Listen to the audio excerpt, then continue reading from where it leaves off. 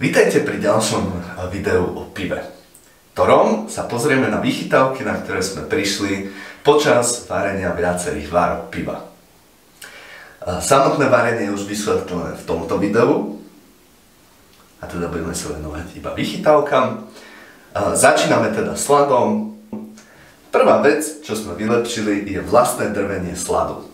Používame takýto dvojvalcový mlyn. Pri jačmenní a pre pšeničný slad je potrebné nastaviť rôznu medzeru. Detálne o tom hovoria kolegovia vo videu, ktoré je dole v popise. Následne slad už kupujeme v 25 kg vreciach priamo zo sladovne. Tej našej obľúbenej majú aj malé balenia exotických sladov na dofarbovanie a dochucovanie piva. Podstatné je, že slad nám teraz vydrží pol roka. Nemusíme ho teda kupovať pre každé varenie zvlášť. Zároveň sa slad lepšie váži v celku, takže počas mletia ho môžeme rovno aj odvážiť a sypať do mlyna. Tento mlyn môže fungovať na ručný pohon alebo na elektrický, teda vrtačku. Pri elektrickom pohone s veľkou vrtačkou musí druhý človek držať mlyn, aby nepadol do vreca. Pri ručnom môže jeden človek zároveň točiť kľúkou a držať mlyn a časovo je to len o trochu dlhšie. Teda pokiaľ velieme iba 6 kg sladu a nie celé vrece. Ideálne je drvenie akumulátorov s krútkovačom, tu však musíme odpájať skrútkovač od hriadela pri každom doplňaní, aby sa nám mlyn neprevrátil. Takže výsledná doba drvenia je v konečnom dôsledku vždy podobná. Tieto dva hokerlíky z IKEA boli tiež dobrá kúpa, nakoľko sa dajú využiť ako pri mletí, tak aj ako podložka pre pivovar spolu s doskou z výpredaju. Slad máme teda namletý a navážený. Ďalšou vychytávkou je sladové vrece. Pre tento pivovar, konkrétne valcové vrece s rozmermi 45 x 40 cm na AliExpresse za 8 €. Cez vnútornú nádobu sa nám síce slad nedostával do sladiny, ale s vreckom je vysladzovanie podstatne účinnejšie, ako uvidíte neskôr.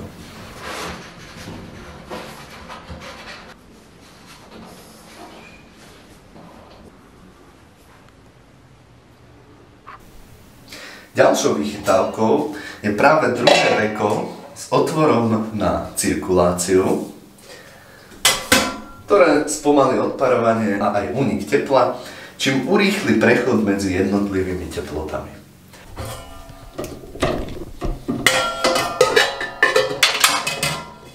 Vyvrtali sme do neho 18 mm otvor.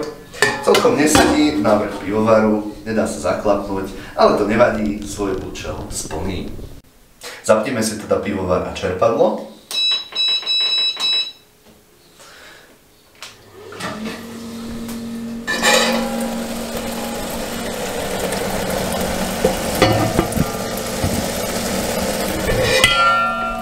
Medzi tým si pripravíme vodu na vysladzovanie. Voda má mať 75 stupňov.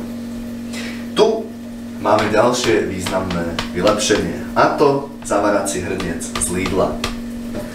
Ten si napustíme vodou.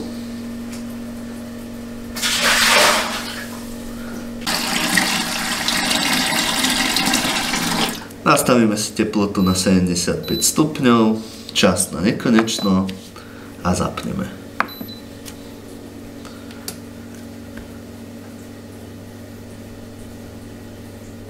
Takže máme 68 stupňov, môžeme vypnúť čerpadlo, dáme si na bok veko a môžeme sypať slad.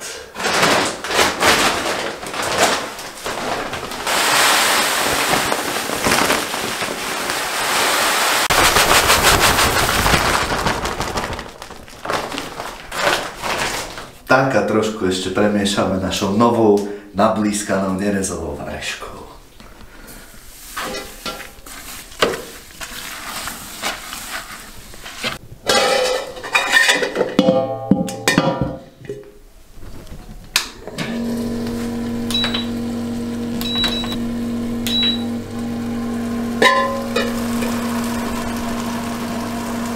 Takže môžeme zaškrtiť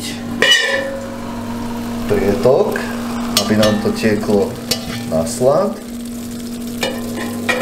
a následne znížiť výkon ohrebného telesa na 1 kW, keďže iba udržiavame teplotu.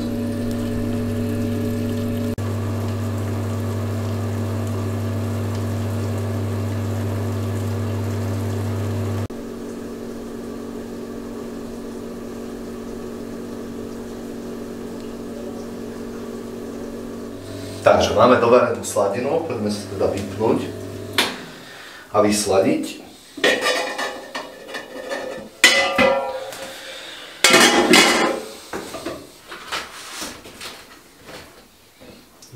Vyhneme.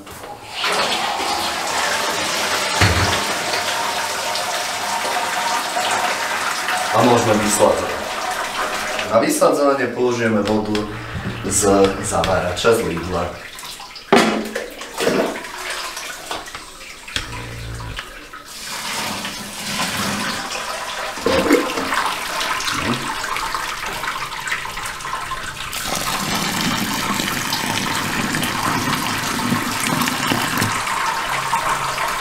Vysladzovanie je účinnejšie vďaka tomu, že slad môžeme vyžmýkať.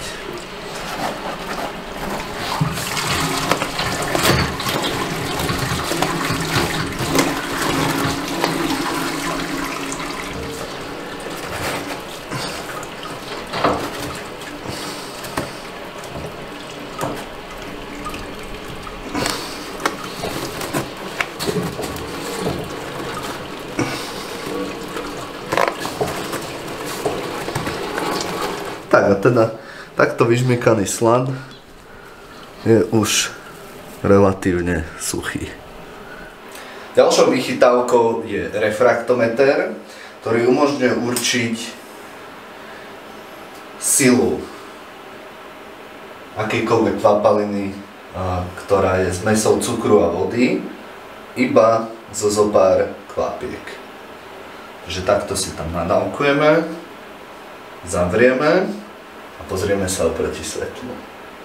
Refraktometer ukazuje 9,2, my chceme uvariť desiatku, to znamená, že jednoznačne môžeme odpariť zo pár litrov, aby nám vyšla presne desiatka.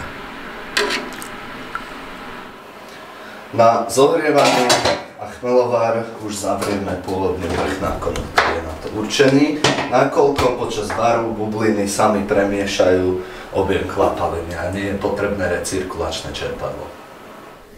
Čo sa týka chmelu, tak jediné vylepšenie, ktoré máme, sú práve takéto vákuovacie obaly, do ktorých odložíme chmel. Zavrieme.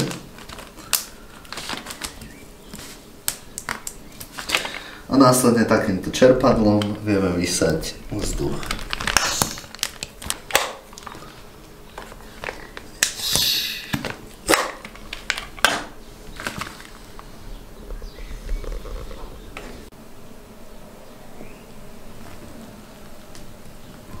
Keď sa blíži teplota k 100 stupňov, tak sa na povrchu dejú takéto veci. Keďže nám to už vrie, tak si tam poďme dať chmel.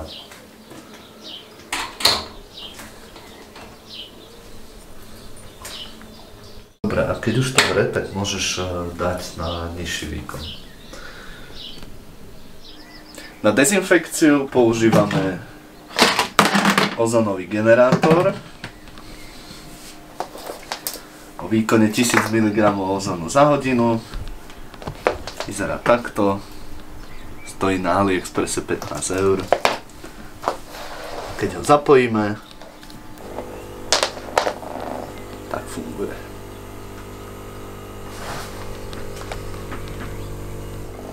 Samozrejme, tento otvor si zalepíme.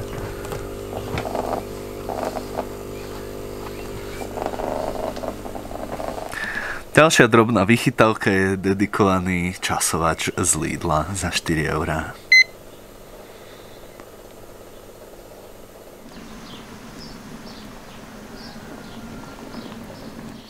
Keď už máme odparenej dosť vody, zavrieme deko.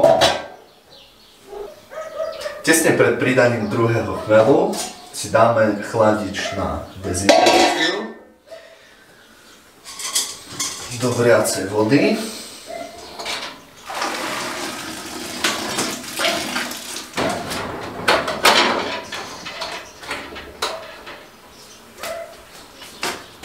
A pridáme druhý chleb.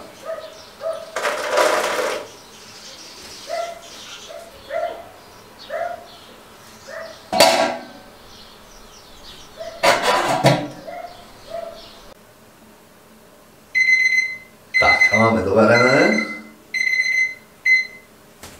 Takže môžeme začať chladiť.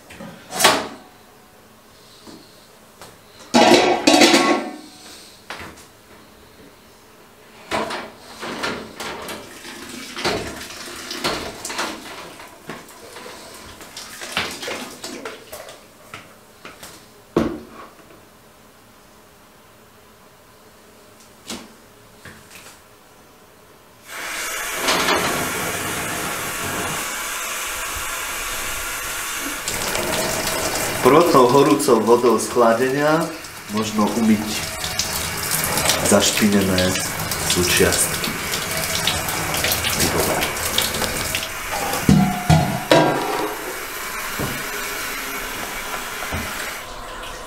Odmeriame si finálnu hustotu.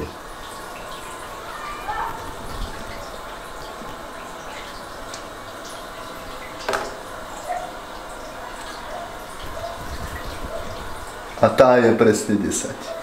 Takže teplomer ukazuje 25 stupňov a my môžeme tým pádom stočiť.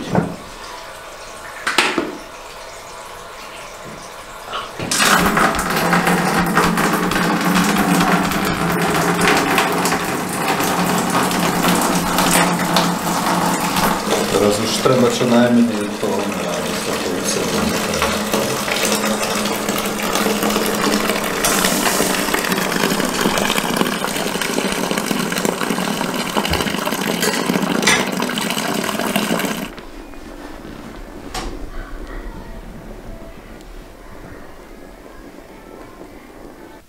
Takže máme stočené, môžeme pridať kvasnice.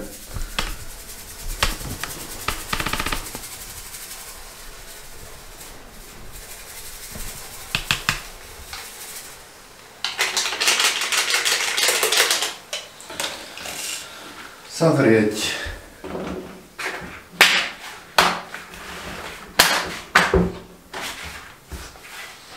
A kvasiť.